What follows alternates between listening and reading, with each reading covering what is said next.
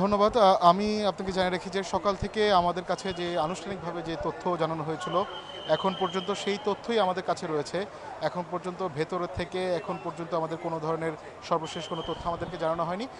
যেমনটা সর্বশেষ আমাদেরকে জানানো হয়েছিল যে ২৭ জনের মৃত্যুর খবরই এখন পর্যন্ত আমরা আনুষ্ঠানিকভাবে জানতে পেরেছি এবং এখন পর্যন্ত ২০ জনের মরদেহ হস্তান্তর করা হয়েছে। আর ৬ জনের যে মরদেহ রয়েছে সেই মরদেহগুলো বিষয়ে এখনও ডিএনএ শনাক্ত করার জন্য এখন পর্যন্ত কোনো কার্যক্রম সম্পর্কে আমাদের কাছে কোনো তথ্য নেই।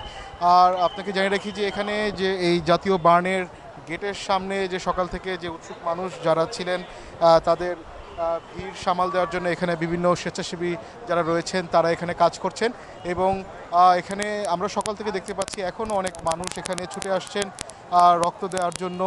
তবে হাসপাতাল থেকে জানানো হয়েছে এখন আজকের দিনের জন্য রক্তের প্রয়োজন নেই, সেজন্য এখানে অনেকে ফিরে যাচ্ছেন। আর এখানে অনেক স্বেচ্ছাসেবী যারা আছেন এখানে সড়কের যান চলাচল নিয়ন্ত্রণের জন্য এখানে কাজ করছেন।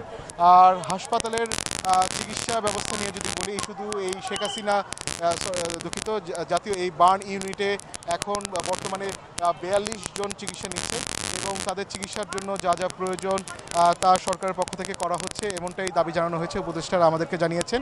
এবং এখানে ৪২ জনের সাথে এবং শুধু রাজধানীতে এখন আমরা সর্বশেষ তথ্য অনুযায়ী ৭৮ জন চিকিৎসা নিচ্ছেন।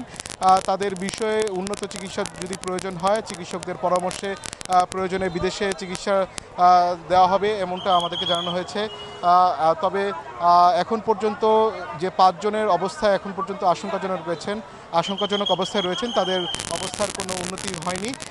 এখন পর্যন্ত পজিটিভ কোনো তথ্য পাইনি। তবে যেই অবস্থা এখন পর্যন্ত এই হাসপাতাল প্রাঙ্গণে যেটি দেখছি যে এখানে যে প্রবেশমুখ রয়েছে সেই প্রবেশমুখগুলোতে আইনশৃঙ্খলা বাহিনীর কঠোর অবস্থান রয়েছেন এবং পরিচয় এবং স্বজনদের ছাড়া অন্য কেউ হাসপাতালে প্রবেশ করতে পারছেন না এবং রোগীদের জন্য যাতে অন্য রোগীদের যাতে কোনো চিকিৎসা সেবা ব্যাহত না হয় সেজন্য সতর্ক অবস্থানে রয়েছে আইনশৃঙ্খলা বাহিনীর সদস্যরা, একই সাথে সেনাবাহিনীর সদস্যরা।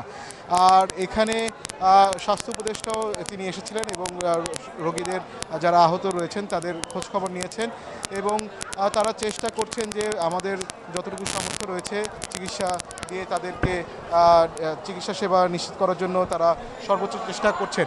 এবং সরকারের পক্ষ থেকে বারবার জানানোর চেষ্টা করা হচ্ছে যে এখানে যারা এখন বর্তমানে আহত যারা রয়েছেন তাদের চিকিৎসা নিশ্চিতের জন্য যা যা করা দরকার সরকারের পক্ষ থেকে তা করার জন্য তারা প্রস্তুত রয়েছেন এবং বিশেষজ্ঞ চিকিৎসক দল এখানে উপস্থিত রয়েছেন, তারা কাজ করছেন।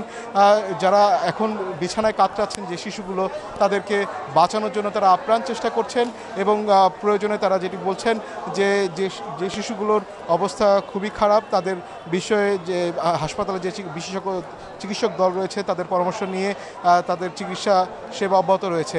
জি, এই ছিল আমার কাছে সবশেষ খবর হাসপাতাল থেকে।